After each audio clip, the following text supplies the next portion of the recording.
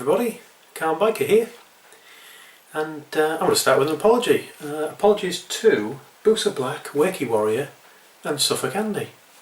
I don't really know what happened, but somehow I managed to miss your questions in the Q&A, so I thought I'd do a quick Q&A top up just to answer the last few, because it's not fair, is it? So it'll be a quick one, this. First question, Suffolk Andy. Do you like sheep? Yes, I do. Not in that way. Booster Black, how many people are you subscribed to at the moment? I'm subscribed to about 160, I think. And the way I deal with it is probably twice a day I check my subscription list and I add all the videos that are new to my watch later and then start watching them, and that way at least I can kind of level it out. Sometimes I have to skip a video or two, but I try to watch all of them. That's why sometimes it takes me a while to get around to watching them all, because they're sat in the watch later, and the watch later system isn't particularly useful. It doesn't show you things necessarily in the order that you added them, so that means that it can be that I watch them in the wrong order. Booster Black also says, what's your PC specs?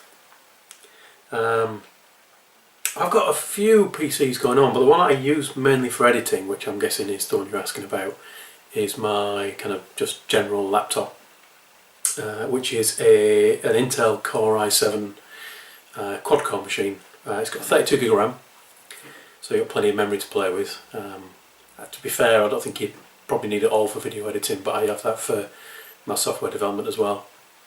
And it's got a reasonably quick hard disk in it. I've not gone solid state because I've never had a lot of luck with solid states. I've got one in my main machine for work, but they don't seem to last very long for me. So I've got a Seagate Momentous hybrid drive that's I think it's 750 gig of hard disk spinny space and so many gigabytes of solid state to go with it. But everything's always stored on the disk, so even if the solid state bit goes down, at least I'll still be able to get everything back off the disk. So that's Booster Black. And Wakey Warrior. Now he actually asked me this in two goes, so I'll put his two bits together. So, how do you make this vlogging lark seem so easy? I always find it a challenge. Challenge may be too strong a word. You seem to have a natural confidence both in front of the camera and behind the microphone. Do you pre-prep your vlogs, or is it ad hoc? Well, I actually mentioned the pre-prepping bit in my last Q&A video, in the answers, and this time I've got the book. So I mentioned I have a little book, and this is just where I have my ideas. So if I flick that open, I won't show you what's coming up, but you can see there are 3 there that I've already done. And that's as pre-prepped as it gets.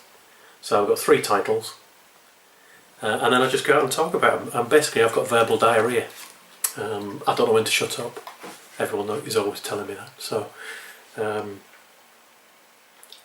it just comes out.